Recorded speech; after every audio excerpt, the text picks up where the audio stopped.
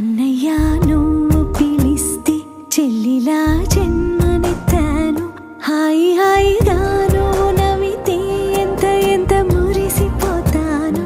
అన్నయ్య నువ్వు తలిస్తే కళ్ళ ముందు వాలిపోతాను. నువ్వు పంచిన ప్రేమకెప్పుడు రుణపడిపోయే ఉంటాను.